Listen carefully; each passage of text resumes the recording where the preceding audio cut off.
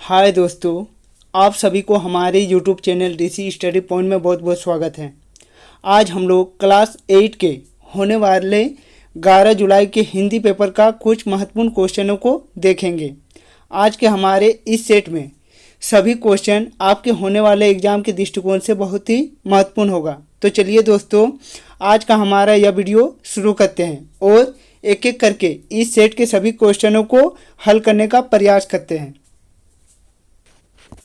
यदि आप लोग हमारे इस चैनल में नए आए हैं तो इस चैनल को सब्सक्राइब कर ले और बेल आइकन को दबा लें। तो चलिए दोस्तों, इस सेट के पहले क्वेश्चन को देखते हैं। आज का हमारा पहला क्वेश्चन है, अमरूद का पेड़ कहानी के लेखक कौन है? तो इस सवाल का सही जवाब होगा अमरूद का पेड़ कहानी के लेखक ज्ञान रंजन हैं। आज का हमारा दूसरा क्वेश्चन, रामचरितमानस पुस्तक के लेखक कौन है? तो इस सवाल का सही जवाब होगा रामचरितमानस पुस्तक के लेखक तुलसीदास हैं। आज का हमारा अगला क्वेश्चन नंबर 3, लेखक को क्यों लगता है कि इन सब पिछड़े ख्यालों का हमारे घर में कुछ नहीं हो सकेगा? तो इस सवाल का सही जवाब होगा लेखक का परिवार पढ़ा लिखा था, वह सामाजिक कुरीतियों मान्यताओं को नहीं मानते थे, इसलिए कन्हैयालाल की पत्नी के टिप्पणी पर उसने सोचा कि इस सब पिछड़े ख्यालों का हमारे घर में गुजारा नहीं है, अर्थात मेरे घर वाले पिछड़े ख्यालों को न मानेंगे न भरोसा करेंगे। ऐसी दकियानूसी सोच से हमारे घर में कोई डरने वाला नहीं है। यह सब बेहूदी एवं फूहड़ बातें हैं, इसमें कोई दम नहीं है। आज का हमारा अगला क्वेश्चन नंबर 4, लेखक अपने घर वापस जाकर उदासी का अनुभव क्यों करता है? तो इस सवाल का सही जवाब होगा लेखक अपने घर वापस जाकर उदासी का अनुभव करने लगता है। लेखक की माँ अमरूद के पेड़ को अशुभ मानकर कटवाना चाहती है। तब लेखक को लगता है कि जब हम जिंदगी की बुलंदियों को छूने लगे हैं, तभी माँ को रूढ़ी और अशुभ के मिथ्या भय ने पराजित कर दिया। उसे दुख था। तो चलिए दोस्तों, दूसरे क्वेश्चन पर आते हैं। क्वेश्चन नंबर 5, पाठ में श्री राम ने किसे समझाने का प्रयास किया है? तो इस सवाल का सही जवाब होगा इस पाठ में श्री राम ने भरत को समझाने का प्रयास किया है। उन्होंने भरत को अपने विचारों से अवगत कराकर राजधर्म की शिक्षा भी प्रदान की है। आज का हमारा अगला क्वेश्चन नंबर 6, राम ने भरत को क्या क्या करने की सलाह दी है? तो इस सवाल का सही जवाब होगा राम ने भरत को प्रजा पालन करने की सलाह दी है, गुरु एवं बड़ों को यथोचित तत्कार देने की सलाह दी, गुरुजनों की आज्ञा अनुसार राजधर्म पालन करने की सलाह दी है। आज का हमारा अगला क्वेश्चन नंबर 7, तुलसी जी के अनुसार मुखिया को कैसा होना चाहिए? तो इस सवाल का सही जवाब होगा मुखिया को मुख के समान होना चाहिए, जो खाता पीता तो अकेला है परंतु शरीर के सभी अंगों का समान रूप से पालन करता है, अर्थात मुखिया को सभी सदस्यों को समान भाव से देखना चाहिए। आज का हमारा अगला क्वेश्चन नंबर 8, लेखक ने उस बस कंपनी के हिस्सेदार की तरफ सदा भाव से क्यों देखा? तो इस सवाल का सही जवाब होगा जब बस पुलिया के ऊपर पहुंची तब उसका एक टायर पंचर हो गया। तब लेखक ने हिस्सेदार की तरफ श्रद्धा भाव से देखा कि वह बस की स्थिति जानते हुए भी वे बस से ही सफ़र कर रहे हैं। उन्होंने उनके साहस और बलिदान की भावना को श्रद्धा भाव से देखा। आज का हमारा अगला क्वेश्चन नंबर 9, लेखक को लोगों ने शाम वाली बस से सफ़र न करने की सलाह क्यों दी? तो इस सवाल का सही जवाब होगा लेखक को लोगों ने शाम वाली बस से सफ़र न करने की सलाह दी। उन्होंने कहा समझदार लोग शाम वाली बस से सफ़र इसलिए नहीं करते हैं ताकि रास्ते में कहीं बस खराब ना हो जाए और पूरी रात बर्बाद हो जाए, अर्थात बस डाकिन है। आज का हमारा अगला क्वेश्चन नंबर 10, एक और पृथ्वी अपने कोष को उगल रही है तो वह कोयला बनकर लोगों के घरों में सोना ला रहा है, भाव स्पष्ट करें। तो इस क्वेश्चन का सही जवाब होगा इस पंक्ति का भाव यह है कि धरती अपने पोष से कोयला दे रही है, जिसका उपयोग हम ईंधन के रूप में करते हैं, जिसे हमारा भोजन बनता है, अर्थात जीवन चलता है। जीवन में ऊर्जा की महत्वता सर्वविदित है। यह ऊर्जा धरती की कोख से निकलती है। वह अपने निवासियों की इतनी देखभाल करती है। आज का हमारा अगला क्वेश्चन नंबर 11। छोटा नागपुर स्वर्ग का एक टुकड़ा है, कैसे? तो इस सवाल का सही जवाब होगा, छोटा नागपुर एक आनंददायक स्थान है। वहाँ आकर्षण, मनमोहक, स्वर्ग की तरह हर तरफ सुंदरता एवं शांति बिखरी पड़ी है। विभिन्न पंछियों के कलरव, खेतों की हरियाली से यहाँ का वातावरण रोचक बन जाता है। अतः छोटा नागपुर स्वर्ग का एक टुकड़ा है। आज का हमारा अगला क्वेश्चन नंबर 12। पृथ्वी को प्रदूषण मुक्त बनाने के लिए आप कौन कौन से उपाय करेंगे? तो इस सवाल का सही जवाब होगा, पृथ्वी को प्रदूषण मुक्त करने के लिए हम विभिन्न उपाय कर सकते हैं। जैसे पहला, वृक्षारोपण कर। दूसरा, प्रदूषण पर नियंत्रण कर। तीसरा, नदी जल को साफ कर। चौथा, धरती पर कूड़ा करकट एकत्रित कर। आज का हमारा अगला क्वेश्चन नंबर 13। बूढ़ी पृथ्वी को किस बात का दुख है? तो इस सवाल का सही जवाब होगा, पृथ्वी पर बढ़ते प्रदूषण ने उसे असमय ही बूढ़ा बना दिया है। बूढ़ी जिस प्रकार विभिन्न प्रकार की व्याधियों और कष्टों से घिरी रहती हैं, उसी तरह प्रदूषणों ने हमारी पृथ्वी को भी गंदा कर रखा है। पृथ्वी को इसी बात का दुख है। आज का हमारा अगला क्वेश्चन नंबर 14। काशी विश्वविद्यालय का वर्णन अपने शब्दों में करें। तो इस सवाल का सही जवाब होगा, काशी विश्वविद्यालय का काफ़ी क्षेत्र खाली था। सर्वत्र वृक्षों की सुंदर श्रृंखलाएं थी। विद्यालय के प्रवेश स्थल के बाईं तरफ महिला विद्यालय था। दाईं तरफ सर सुंदरलाल अस्पताल था। वहाँ का वातावरण अत्यंत ही नीरव एवं शांत था। आज का हमारा अगला क्वेश्चन नंबर 15। लेखक ने बनारस के आसपास की ग्रामीण औरतों का चित्रण किस प्रकार किया है? वहाँ के परिवेश और आपके परिवेश में क्या अंतर है? तो इस सवाल का सही जवाब होगा, बनारस के आसपास ग्रामीण औरतें लाल कथई रंग की साड़ियाँ बहुत पहनती हैं।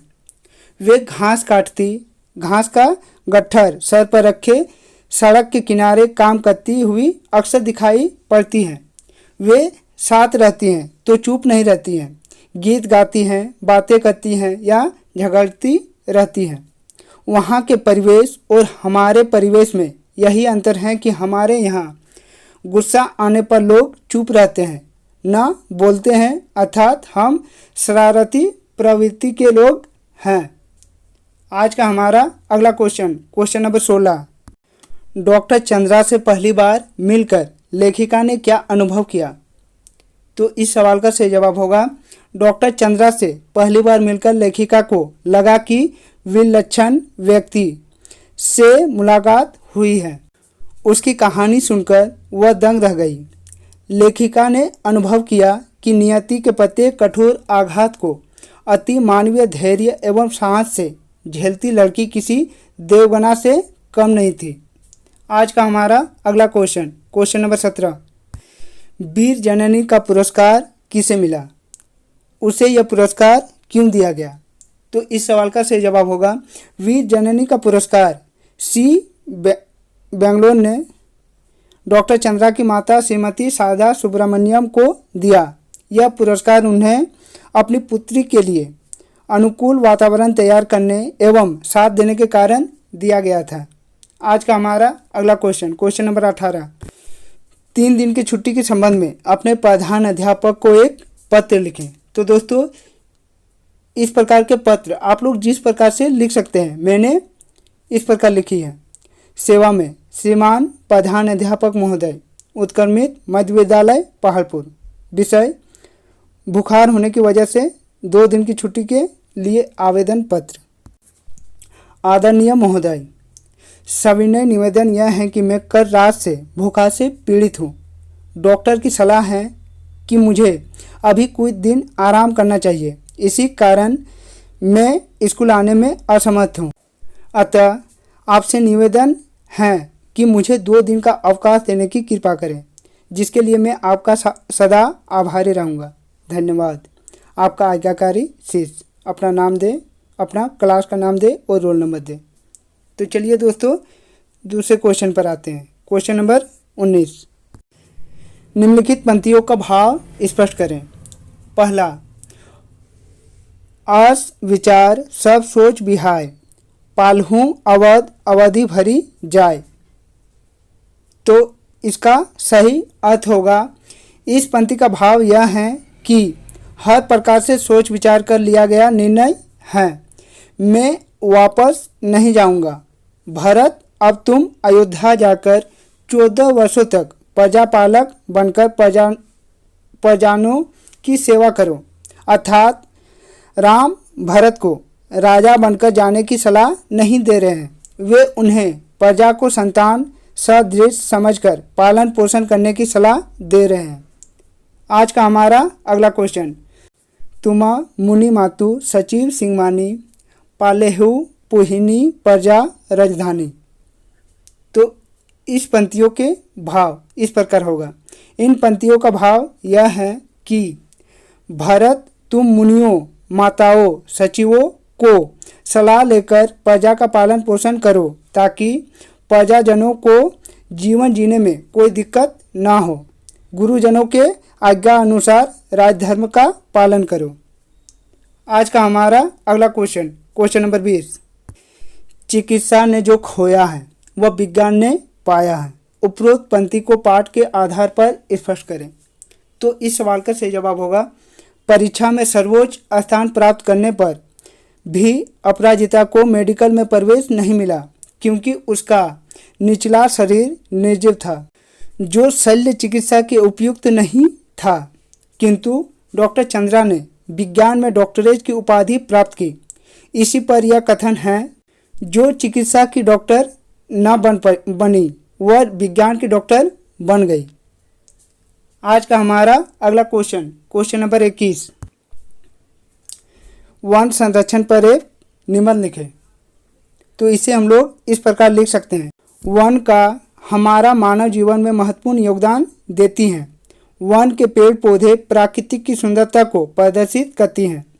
पेड़ पौधों के कारण वनों की सुंदरता इतनी आकर्षण होती है कि लोग इसे देखकर मंत्रमुग्ध हो जाते हैं तथा इसे देखते ही रहने का मन करता है, तथा वन जानवरों, पशु पंछियों आदि का बसेरा होता है। वन के पेड़ पौधे ही हमारे लिए शुद्ध वातावरण प्राप्त करते हैं। लेकिन आज वन संरक्षण की समस्या हमारे लिए उत्पन्न होती जा रही है, क्योंकि हम वनों की तेजी से कटाई कर रहे हैं। तेजी से औद्योगिकरण तथा शहरीकरण के कारण वनों की अत्यधिक कटाई हो रही है, जिसके कारण धीरे धीरे अब वन कम और समाप्त होने लगे हैं, जो हमारे लिए गंभीर समस्या का विषय है। वनों का महत्व मानव जीवन, पर्यावरण एवं देश के लिए महत्वपूर्ण होता है, क्योंकि इसके कई महत्व हैं। जैसे वनों से हमें तरह तरह के औषधि, जड़ी बूटियाँ, वनस्पतियाँ आदि प्राप्त होती हैं, तथा वर्षा में भी वनों का महत्वपूर्ण योगदान रहता है। वनों में कई प्रकार के पशु, पंछी, जानवर आदि का निवास स्थान होता है। इसके द्वारा हमें एक शुद्ध वायुमंडल एवं वातावरण प्राप्त होती है।